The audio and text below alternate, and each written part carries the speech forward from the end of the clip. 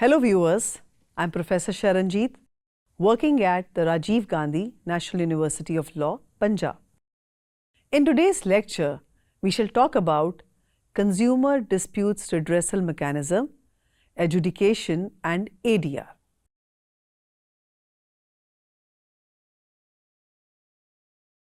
As the interface between the consumers and producers is very high, consumer disputes are bound to arise. In order to provide an efficient and speedy redressal to consumer grievances, the legal framework has been suitably made more robust and effective. It is noteworthy that alternative dispute redressal techniques have also been introduced for the resolution of consumer disputes in India. As per the new Consumer Protection Act 2019, the Consumer Commission can refer a case to the mediation cell for a speedier settlement of the consumer dispute if the parties agree to it. Here it is important to note that no appeal would go against the settlement arrived at by the parties through the mediation process. The objective of introducing mediation in consumer dispute resolution is to bring in cost effectiveness and speedy redressal of grievances.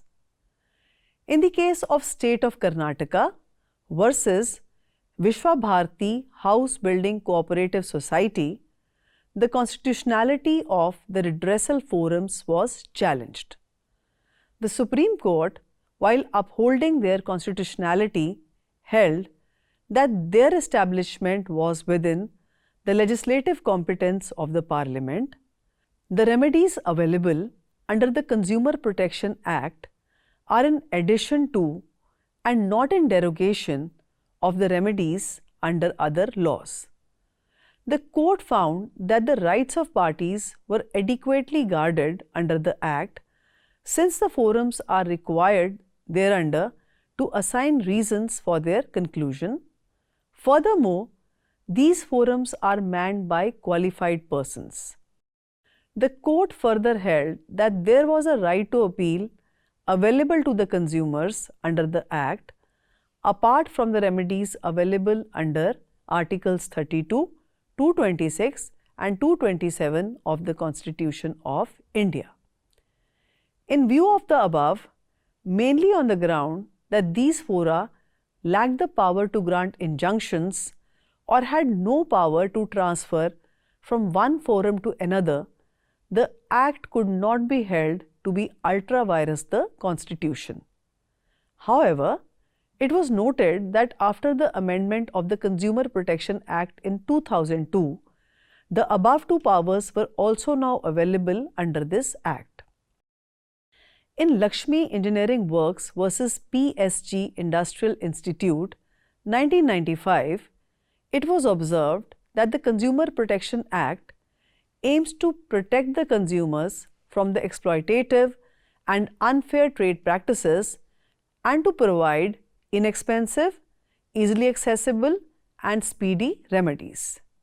It was held that the district forums are not courts but are invested with some powers of a civil court. They are quasi-judicial and the primary objective is to render inexpensive and speedy remedies to the consumers, and they only supplement the existing judicial system of our country. Dear listeners, now we shall discuss the meaning of some important terms. As per the Consumer Protection Act 2019, a consumer dispute means a dispute where the person against whom a complaint has been made denies or disputes allegations contained in the complaint. A consumer dispute may arise due to defective goods or products, unfair trade practices, misleading advertisements, spurious and hazardous products, charging above the maximum retail price, deficient services, or with regards to product liability. Under the Act, A complainant means a consumer or any voluntary consumer association registered under any law for the time being in force, or the central government or any state government or central authority, or one or more consumers where there are numerous consumers having the same interest, or in case of the death of a consumer, his legal heir or legal representatives, or in case of a consumer being a minor, his parent or legal guardian. Similarly, a complaint means any allegation in writing made by a complainant for obtaining any relief provided by or under this Act. That unfair contract or unfair trade practice or a restrictive practice has been adopted by any trader or service provider, the goods bought by him are defective, the services are deficient, the goods have been overcharged, the goods are hazardous to life and safety and are being offered for sale to the public, the services are hazardous, and a claim for product liability action. Defect means any fault, imperfection, or shortcoming in the quality, quantity, potency, purity, or standard that is required to be maintained by or under any law for the time being in force, or under any contract, express or implied, or as is claimed by the trader in any manner whatsoever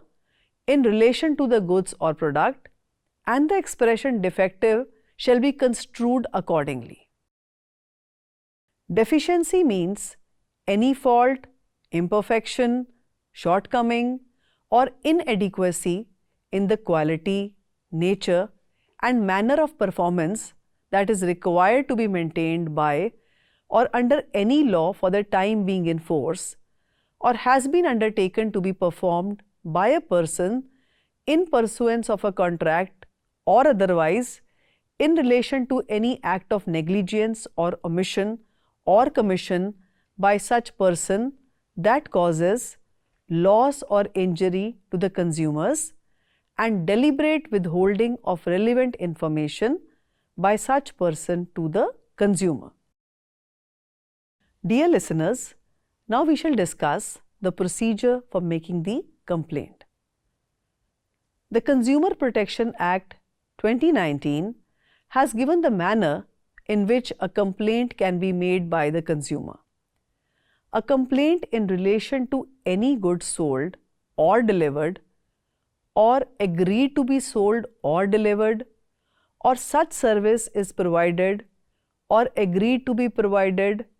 or who alleges unfair trade practices in relation to such goods or services, may be filed by the consumer himself or any recognized consumer association, one or more consumers where there are a number of consumers having the same interest, the central government, the central authority, or the state government, as the case may be. The complaint can also be filed electronically. It is important to note that every complaint filed under this provision shall be accompanied with such a fee as may be prescribed under the Act. Every proceeding before the District Commission shall be conducted by the President of that Commission and at least one member thereof sitting together, provided that where a member for any reason is unable to conduct a proceeding till it is further completed, the President and the other member shall continue the proceeding on the stage at which it was last heard by the previous member. On receipt of a complaint, the District Commission may, by order, admit the complaint for being proceeded with or reject the same. However, a complaint under this provision shall not be rejected unless an opportunity of being heard has been given to the complainant. It is further provided that the issue of admissibility of the complaint shall ordinarily be decided within 21 days from the date on which the complaint was filed. Where the District Commission does not decide the issue of admissibility of the complaint within the period so specified, it shall be deemed to have been admitted. The District Commission has also been empowered to refer the complaint to mediation. At the first hearing of the complaint after its admission, or at any later age, if it appears to the State Commission that there exists elements of a settlement that may be acceptable to the parties, except in such cases as are prescribed, it may direct the parties to give in writing within 5 days consent to have the dispute settled by mediation in accordance with the provisions of Chapter 5 of this Act. When parties agree to settlement by mediation and give their consent in writing, the District Commission shall, within 5 days of receipt of such consent, refer the matter for mediation, and in such case the provisions of Chapter 5 shall apply. The Act further states that the District Commission shall, on admission of a complaint, in respect of cases referred for mediation, on failure of settlement by mediation, proceed with such complaint.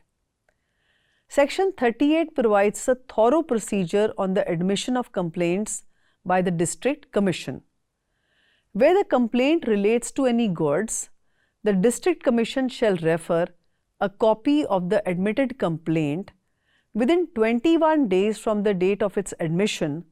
to the opposite party mentioned in the complaint, directing him to give his version of the case within 30 days or such extended period, not exceeding 15 days as it may be granted. Both the parties shall be given a reasonable opportunity of being heard. If the goods are defective, they shall be sealed and sent to the appropriate laboratory for the analysis or test, with a view to finding out whether such goods suffer from any defect alleged in the complaint or from any other defect, and the report shall be forwarded to the District Commission within a period of 45 days of the receipt of the reference or such extended period as may be rendered by it. Dear listeners, now we shall discuss the findings of the District Commission. Where the District Commission is satisfied that the goods complained against suffer from any of the defects specified in the complaint, or that any of the allegations contained in the complaint about the services or any unfair trade practices or claims for compensation under product liability action, it shall issue an order to the opposite party directing him to do one or more of the following, namely, to remove the defect pointed out by the appropriate laboratory from the goods in question, to replace the goods with new goods of similar description which will be free from any defect, to return to the complainant the price, to pay such amount as may be awarded by it as compensation to the consumer for any loss or injury suffered by the consumer due to the negligence of the opposite party,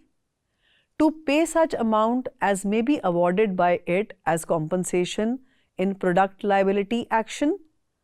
to remove the defects in goods or the deficiencies in the services in question, to discontinue the unfair trade practice or restrict the practice and not to repeat them, not to offer hazardous or unsafe goods for sale, to withdraw the hazardous goods from being offered for sale, to cease manufacture of hazardous goods and to desist from offering services which are hazardous in nature, to provide for adequate costs to the parties, to desist from the issuing of any misleading advertisements. For meeting the ends of justice and equity, the District Commission shall have the power to review any of the orders passed by it if there is an error apparent on the face of the record, either on its own motion or on an application made by any of the parties within 30 days of such order. Any person aggrieved by an order made by the District Commission may present an appeal against such order to the State Commission within 45 days from the date of the order in such form and manner as may be prescribed. Consumer dispute redressal through the alternative dispute redressal techniques. Dear listeners, the Consumer Protection Act 2019 under Chapter 5 specifically deals with mediation of consumer disputes. It provides for the establishment of consumer mediation, procedures for mediation, the settlement of disputes through mediation, and other aspects. In this regard, it is significant to note that the Consumer Protection Consumer Dispute Redressal Commission's Rules 2020 and the Consumer Protection Mediation Rules 2020 are also important. Mediation as per this Act means the process by which a mediator mediates the consumer disputes. As per this law, the state government shall establish by notification a consumer mediation cell to be attached to each of the district commissions and the state commissions of that state.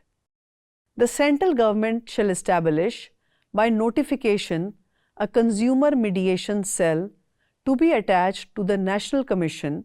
and each of the regional benches. This cell shall consist of such persons as may be prescribed.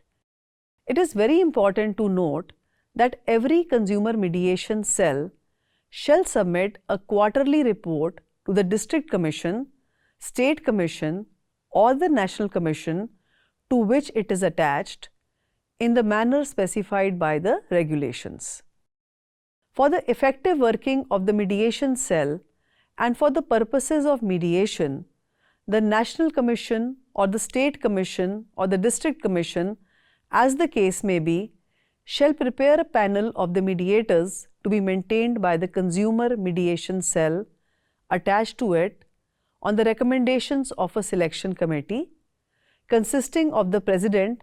and a member of that commission.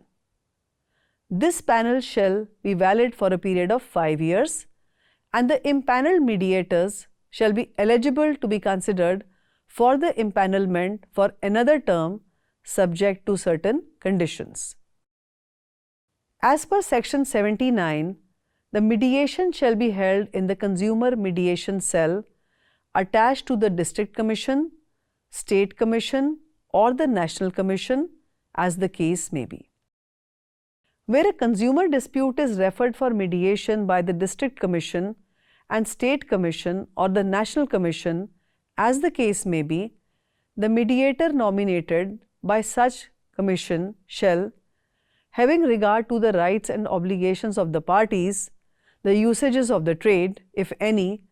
the circumstances giving rise to the consumer dispute, and such other relevant factors as he may deem necessary, abide by the principles of natural justice while carrying out the mediation. The mediator so nominated shall conduct the mediation within such time and in such manner as may be prescribed by the regulations. It is important to note that the Act further states that pursuant to mediation, if an agreement is reached between the parties with respect to all of the issues involved in the consumer dispute or with respect to only some of the issues, the terms of such agreement shall be reduced to writing accordingly and signed by the parties to such dispute or their authorized representatives. The mediator shall prepare a settlement report of the settlement and forward the signed agreement along with such report to the concerned commission. Where no agreement is reached between the parties within the specified time and the mediator is of the opinion that settlement is not possible, he shall prepare his report accordingly and submit the same to the concerned commission. Dear listeners, Section 81 deals with recording settlement and passing of order. It provides that the district commission or the state commission or the national commission, as the case may be, shall, within 7 days of the receipt of the settlement report, pass a suitable order regarding such settlement of the consumer dispute and dispose of the matter accordingly. Where the consumer dispute is settled only in part, the district commission, the state commission, or the national commission, as the case may be, shall record the settlement of the issues that have been so settled and continue to hear other issues involved in such a consumer dispute. It is important to note that where the consumer dispute could not be settled by mediation, the district commission, the state commission, or the national commission, as the case may be, shall continue to hear all the issues involved in such consumer disputes. The Consumer Protection, Consumer Disputes and Redressal Commission Rules 2020. These rules deal with various aspects revolving around consumer disputes and redressal. It provides for the pecuniary limit for making the complaints to the district commission, state commission and the national commission, the manner of filing complaints electronically, the additional powers given to the national commission, state commission or district commission, and the credit of the amount payable for loss or injury suffered by consumers who are not conveniently identifiable. It provides an elaborate procedure for filing and hearing of appeals before the state commissions and then the national commission, and the procedure for filing and hearing of the appeal. These 2020 rules also provide for the number of members in the National Commission, the sitting of the National Commission and the signing of orders, the manner of depositing amounts in appeals before the Supreme Court, the furnishing of information by the State Commission and the central government on a quarterly basis in the form as specified in Schedule 1 to these rules. Next, we shall discuss the Consumer Protection Mediation Regulations 2020. In exercise of the powers conferred by the Consumer Protection Act 2019, the National Consumer Disputes Redressal Commission, with the previous approval of the central government, has made the following rules regarding the eligibility for impanelment as a mediator, disqualifications for impanelment, the procedure for impanelment of auditors, the removal of mediators and the fees of mediators. These rules also provide for the training and code of conduct of the mediators. The rules had elaborated upon the mediation proceedings, the role of the mediator, confidentiality, communications and immunity. The rules state that every mediation cell shall submit a quarterly report to the district commission, the state commission or the national commission to which it is attached, containing information about the list of impaneled mediators, their experience, qualification, number of cases pending before it at the beginning of the quarter, the number of cases referred to it during the quarter, the number of cases disposed of during the quarter, the number of cases in which the mediation was not successful, and the fee paid to each mediator during that quarter. In the end, I would like to conclude by saying that the Consumer Protection Act 2019, while realizing the importance of speedy disposal of consumer grievances, has simplified the consumer dispute adjudication process. In India, legal and judicial perspectives are indeed in favor of promoting the interests of the consumers, as consumers are considered to be the kings. With this, we come to an end of today's lecture. Thank you very much.